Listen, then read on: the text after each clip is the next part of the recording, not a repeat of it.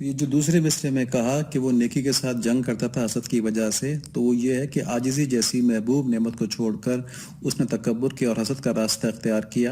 تو شیطان جو تھا، ابلیس جو تھا، اس نے اپنی خیر خواہی کے ساتھ جنگ کی. جو کچھ بھی اس کو ملا ہوا تھا سب چھوٹ گیا اور وہ اللہ تعالیٰ کے قرب کی عظیم نعمت سے ہاتھ دھو بیٹھا.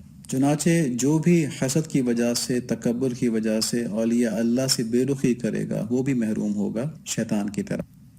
آگے فرماتے ہیں، عقبائے زی صاب تر در راہنیس، اے خنک آنکش حسد ہمراہنیس. راستے میں اس سے سخت کھاٹی نہیں ہے، یعنی حسد سے. وہ بڑا خوش نصیب ہے جس کے ساتھ حسد نہیں ہے. تو پہلے بتایا کہ حسد کی وجہ سے ابلیس تمام سعادتوں سے اپنے آپ کو محروم کروا بیٹھا، ہزاروں سال کی عبادتیں ضائع کر دیں. اب مولانا بتا رہے ہیں کہ سالکین کے لیے حسد میں کیا کیا تباہیاں پوشیدہ ہیں. تو مولانا فرماتے ہیں کہ اللہ تعالیٰ کی طرف بڑھنے میں، اللہ تعالیٰ کی محبت حاصل کرنے کے راستے میں مختلف گھاٹیاں آتی ہیں، اور اگر کوئی راہبر ساتھ نہ ہو تو کسی نہ کسی گھاٹی میں آدمی پھنس کے بیٹھ جاتا ہے، اسی کو منزل سمجھتا ہے، اس سے آگے نکل نہیں پاتا. تو حسد جو ہے وہ اس میں اس کو ایک سخت ترین گھاٹی بتایا گیا اور کہا گیا کہ سب سے مشکل گھاٹی یہ ہے، اور جو اس سے بچ گیا وہ یقیناً خوش نصیب ہے. خوش نصیب کیوں ہے؟ کیونکہ جو حسد ہے وہ انسان کو بہت سی توفیقات سے محروم کر دیتا ہے. سب سے پہلے تو حسد کرنے والا کسی صاحب کمال کی طرف، کسی سبجیکٹ میٹر اسپیشلسٹ کی طرف، خاص طور پہ دین کے معاملے میں رجوع ہی نہیں کرتا کہ جی اس میں کیا ہے، میں خود بہت بڑی چیز ہوں. چنانچہ بہت سے حضرات جو ہیں وہ مشائخ کے اوپر اعتراض کرنے میں ہی وقت ضائع کر دیتے ہیں. وہ ان کو بھی اپنے جیسے ہی سمجھتے ہیں. وہ یہ نہیں دیکھتے کہ اللہ تعالیٰ کی جن کی مقبولیت ہے اس میں اور جو میں کر رہا ہوں اپنی زندگی میں اس میں بڑا فرق ہے. ان کی مقبولیت کسی اور درجے کی ہے اور میری گناہ گار زندگی جو ہے اس کی مقبولیت ظاہر ہے کسی اور درجے کے اندر ہوگی. وہ اس کو نہیں دیکھتے. حسد کی وجہ سے آنکھیں بند ہو جاتی ہیں. کچھ نہیں تو اسی پہ اعتراض کرنا شروع کرتے ہیں، بھئی یہ دیکھو یہ کیا بات ہے کہ مرید اتنا زیادہ ان کے خیال رکھتے ہیں، اتنا زیادہ ان کے آگے پیچھے پیچھے جاتے ہیں، وہ بھی خدا ہے. نہیں بھی ایسی بات نہیں، خدا تو ظاہر ہے وہ نہیں ہے، یہی تو وہ تعلیم کر رہے ہیں. بلکہ مرید کی محبت کی کیفیت بڑی عجیب ہوتی ہے. مرید کا جیسے جیسے تعلق اللہ تعالیٰ سے بڑھتا جاتا ہے، اس کا وہ اپنے شیخ کا احسان مند ہوتا جاتا ہے کہ اس کی وجہ سے مجھے اتنی بڑی نعمت مل رہی ہے نا. تو ہر شریف آدمی جس کا احسان مند ہوتا ہے اس کا ادب تو کرتا ہے، اس سے محبت تو کرتا ہے. تو یہ بات ہوتی ہے، لیکن اس کو وہ نہیں دیکھتے، بلکہ وہ ان کی مخالفت شروع کر دیتے ہیں کہ بھئی میں کیوں، مجھ میں کیا کمی جو میں ان کے شاگرد بن کے بیٹھوں، اس طرح کی باتیں. اور دوسرا اس کے اندر گھاٹی کب آتی ہے کہ جب آدمی کسی شیخ سے منسلک تو ہو جائے، لیکن پھر جو ساتھی اس سے آگے چل رہے ہوتے ہیں ان سے حسد شیطان ڈال دیتا ہے کہ بھئی شیخ جو ہیں وہ ان کے اوپر بڑی توجہ کر رہے ہیں، مجھے اتنی لفٹ نہیں کرا رہے نا، حالانکہ میں کوئی کم تھوڑی ہوں، میں بھی بڑی محنت کر رہا ہوں، ان میں کیا خاص بات ہے. تو یہ شیطان جو ہے اس کے اندر آدمی کو مبتلا کر دیتا ہے اس قسم کے حسد میں. اور ایک بات یہ ہوتی ہے جس کے اندر حسد کی بیماری، دونوں باتیں حسد کی بیماری کی وجہ سے ہیں نا.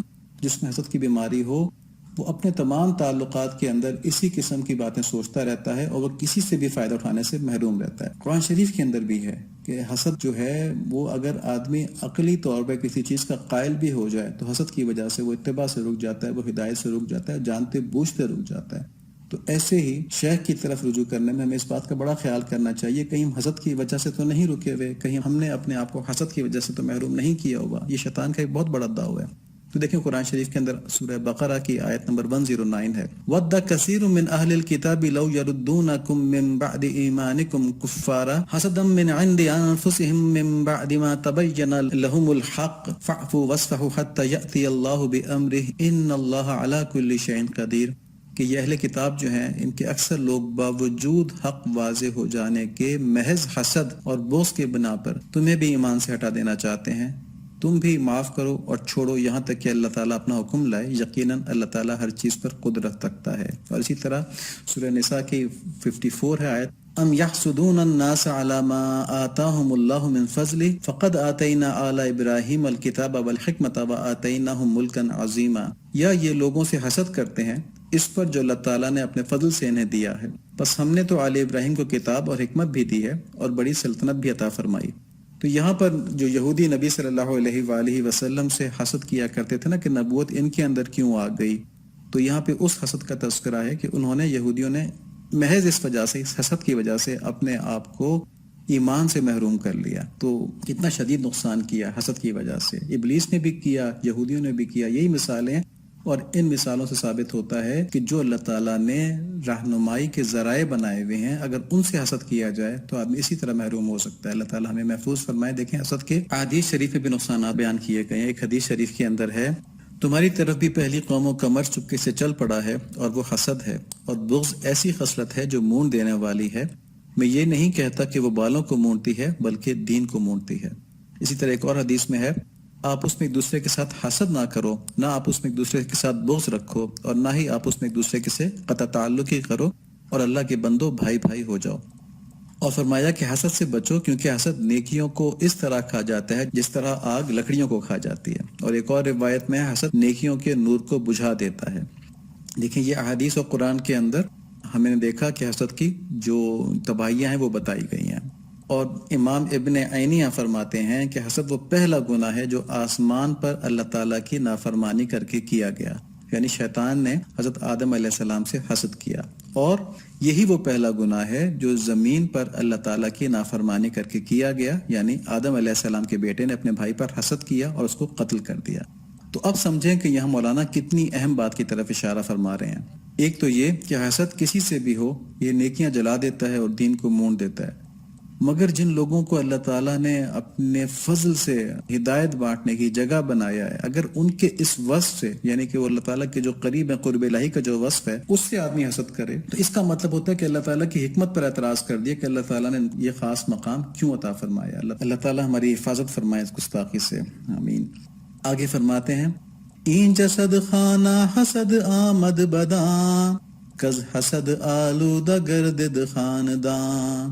یہ جسم حسد کا گھر ہے، سمجھ لے حسد میں پورا خاندان مبتلا ہو جاتا ہے۔ تو فرماتے ہیں کہ حسد کی بیماری کہیں باہر سے نہیں لگتی، کسی اور کے چھوت کی بیماری نہیں، کسی اور کو دیکھ کے ہمیں لگ جائے گی۔ اس کا تعلق ہماری جسمانی صفات سے ہے، یعنی نفس کے ساتھ ہے۔ نفس میں کیا ہوتا ہے؟ ایک تو قوت شہوت ہوتی ہے، لذتوں کی طلب، تو آدمی چاہتا ہے ساری بڑائیاں اور ساری اچھائیاں میرے لیے ہوں، تو ایک تو یہ کمپوننٹ ہے حسد کا۔ دوسری قوت غضب ہوتی ہے کہ آدمی ناپسندیدہ چیزوں کو دور کرتا ہے اپنے سے، تو آدمی چاہتا ہے کوئی مجھ سے بڑا نہ ہو، کوئی مجھ سے آگے نہ ہو، تو جو ایسا ہو اس کے خلاف آدمی ہو جاتا ہے، تو یہ دوسرا کمپوننٹ ہو گیا۔ یہ دونوں چیزیں مل کے خود غرضی بن جاتی ہے، حسد جنم لیتا ہے ان دونوں چیزوں سے، اور پھر آدمی کسی دوسرے کے پاس کوئی بہتر چیز دیکھتا ہے تو جل جاتا ہے اور خواہش کرتا ہے کہ یہ اس کے پاس نہ رہے، اس سے چھن جائے۔ تو ایک تو اللہ تعالیٰ کے دینے پہ اعتراض ہوا نا، تو یہ جو حسد کی بیماری ہے یہ ہمارے باطن میں ہے، اور جب یہ مرض دل کے اندر جگہ پکڑ لے تو فرماتے مولانا کہ پورا خاندان جو ہے وہ تباہ ہو جاتا ہے، یعنی جملہ حواس، آدمی کی فکر کرنے کا انداز، آدمی کی عقل، آدمی کے احساسات، جذبات، سب کے سب جتنی بھی قلبی اور دماغی صلاحیتیں ہیں وہ اس میں مبتلا ہو جاتی ہیں۔ فرماتے ہیں کہ خانماہا از حسد گردد خراب، باز شاہی از حسد گردد غراب۔ حسد سے گھرانے تباہ ہو جاتے ہیں، حسد کی وجہ سے باز شاہی کوا بن جاتا ہے۔ یہاں گھرانے سے مراد انسان کا باطن ہے، اور حسد سے باطنی اعمال و اسباب جو ہے وہ غارت ہو جاتا ہے۔ باطن کا اعمال و اسباب کیا ہوتا ہے؟ وہ اخلاق حسنہ ہے، وہ باطنی صلاحیتیں ہیں جو اللہ تعالیٰ کی طرف بڑھنے میں معاون ہوتی ہیں، جو حقائق کا علم اور اللہ تعالیٰ کی معرفت سمجھ سکتی ہیں، ان کے اندر یہ صلاحیت ہوتی ہے۔ تو ان صلاحیتوں کو باز شاہی والی، یعنی کہ بادشاہ کا جو ہوتا ہے نا باز، اس کا کہا گیا کہ اس کی استعداد تو وہ والی ہے، باز شاہی والی نا۔ بادشاہ کا باز ظاہر ہے بہت بڑی چیز ہوتا ہے، مگر حسد کی وجہ سے انسان اس استعداد کو نکھارنے کے لیے اپنی تربیت نہیں کرواتا کہ میں کیوں جاؤں کسی کے پاس، میں کوئی کم ہوں کسی سے، تو انجام کے طور پہ وہ کوے والی حرکتیں کرنے لگتا ہے۔ یعنی کہ جو باز ہوتا ہے نا، بادشاہ کا باز، وہ تو آزاد فضا میں شکار کرتا ہے، اور کوا کیا ہوتا ہے؟ مردار کھاتا ہے۔ تو یہ جو بادشاہ کا باز ہے یہ تو آسمانوں پہ اڑ کے ملائے اعلیٰ میں جا کے دیکھتا ہے کہ اللہ تعالیٰ نے کیا کیا ارواح کے لیے رکھا ہوا ہے، اور کس طرح اس دنیا میں رہتے ہوئے ہم اللہ تعالیٰ کی معرفت، اللہ تعالیٰ کا حسن، اللہ تعالیٰ کے تجلیات جو ہیں ان کی طرف بڑھ سکتے ہیں۔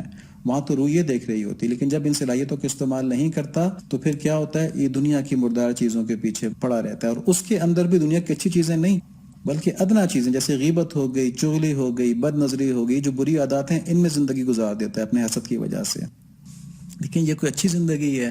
یہاں پہ مولانا نے بڑی عجیب مثالوں سے ہمیں بتایا ہے کہ دیکھو اگر تم اعلیٰ چیز کی طرف نہیں جاتے تو ادنا میں زندگی کھپ جائے گی۔ اور ایک اور بات فرمائی، حسد کا خاص طور پہ تعلیم فرمائی۔ دیکھیں مثنوی شریف کی یہ خوبصورتی ہے کہ اس میں ایک تو مین موٹیف ہے نا، ایک مین اس کے اندر آئیڈیا ہے، وہ یہ ہے کہ اللہ تعالیٰ کی محبت سے بڑھ کر کچھ نہیں ہے، اپنے آپ کو اس کے لیے کھپا دو، ایک تو یہ ہے۔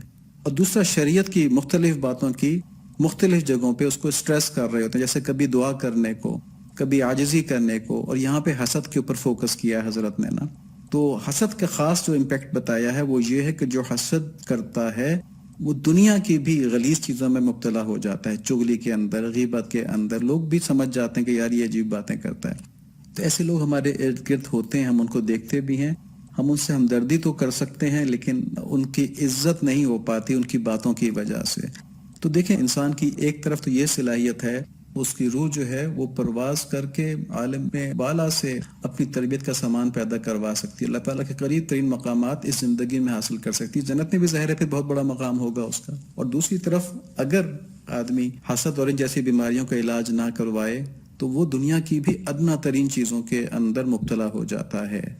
تو کیا اتنی صلاحیتوں کے ہوتے ہوئے، باز شاہی ہوتے ہوئے کوا بننا مناسب ہے؟ وہ سورہ حدید کے اندر آیت ہے نا، آیت نمبر 16، أَلَمْ يَأْنِ لِلَّذِينَ آمَنُوا أَن تَخْشَعَ قُلُوبُهُمْ لِذِكْرِ اللَّهِ وَمَا نَزَلَ مِنَ الْحَقِّ وَلَا يَكُونُوا كَالَّذِينَ أُوتُوا الْكِتَابَ مِن قَبْلُ فَطَالَ عَلَيْهِمُ الْأَمَدُ فَقَسَتْ قُلُوبُهُمْ وَكَثِيرٌ مِّنْهُمْ فَاسِقُونَ. کیا اب تک ایمان والوں کے لیے وقت نہیں آیا کہ ان کے دل ذکر الہی سے اور جو حق اتر چکا ہے اس سے نرم ہو جائیں اور ان کی طرح نہ ہو جائیں جنہیں ان سے پہلے کتاب دی گئی تھی؟ پھر جب زمانہ دراز گزر گیا تو ان کے دل سخت ہو گئے اور ان میں سے بہت سے فاسق ہیں. تو اس آیت میں کیا ابھی تک وقت نہیں آیا ہے کہ جو علوم اللہ تعالیٰ نے ہم کو عطا فرمائے ہیں، جو نعمتیں اللہ تعالیٰ نے ہمارے اوپر کھولی ہیں، ان کی وجہ سے ہمارے دل نرم ہو جائیں اور ہم اپنی زندگی کو اللہ تعالیٰ کی محبت حاصل کرنے میں گزارنا شروع کر دیں.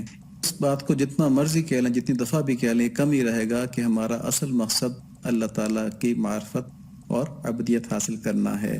اور دنیا کی راحت کی سب سے بڑی نعمت اللہ تعالیٰ کی محبت، ان کا قرب اور ان کی معرفت ہے. تو اگر یہ چیز ہم نے نہیں حاصل کی تو ہم نے بہت بھی کچھ کر لیا. ہم اپنے بچوں کے لیے فیکٹریاں اور مکانات چھوڑ گئے، ہم نے دنیا میں بڑا نام کر لیا، تو کچھ بھی نہیں کیا، سب کچھ زیرو ہے، کیونکہ ہم نے اپنے لیے انفائنائٹ لاس کر لیا ہے. وہی صلاحیتیں جو ان چیزوں کو حاصل کرنے کے لیے استعمال ہو سکتی ہیں، ان صلاحیتوں سے ہم نے بڑا ادنا کام کیا. ہم نے 5-5 ہزار کے نوٹوں کی گڈیوں کے اوپر چائے پکا لی، ٹھیک ہے، یہ نقصان کیا اپنا. دنیا میں کوئی کمی نہیں آئے گی. دنیا جتنی اللہ تعالیٰ نے مقدر میں لکھ دی ہے وہ ہمیں مل کے رہے گی. صرف کرنا کیا ہے کہ دنیا کے لیے جو بھی کوشش کریں اس میں دل اللہ تعالیٰ کی طرف راغب ہو. اور یہ بات الفاظ سے سمجھ میں نہیں آئے گی، اس کے لیے کسی کے پاس جا کر اپنے نفس کا تزکیہ کروانا ہوگا، اور پھر جب وہ یہ معرفت کے پھل کھلا رہا ہوگا تو پتہ چلے گا کہ آم کا ذائقہ کیسا ہوتا ہے، انار کا ذائقہ کیسا ہوتا ہے، اور کیلے کا ذائقہ کیسا ہوتا ہے. اللہ تعالیٰ ہمیں یہ باتیں سمجھنے کی توفیق نصیب فرمائے، اور محض اپنے فضل و کرم سے، ہمارے اندر کوئی استعداد نہیں، ہمارے اندر کوئی خواہش نہیں، پھر بھی اللہ تعالیٰ اپنے فضل و کرم سے ہمیں اپنے حبیب صلی اللہ علیہ وآلہ وسلم کا امتی ہونے کی حیثیت سے اپنی محبت کو حاصل کرنے کا ذوق ہمارے اندر ڈال دیں، اور اس راستے میں ہماری بھرپور رہنمائی فرما دیں، اور اپنی مدد ہمارے ساتھ کر دیں، اور ہمیں منزل تک پہنچا دیں. آمین. بحرمت النبی الکریم والصلاة والسلام علی سیدنا مولانا محمد النبی الامی وعلی آلہ وصحبہ وبارک وسلم تسلیما کثیرا کثیرا.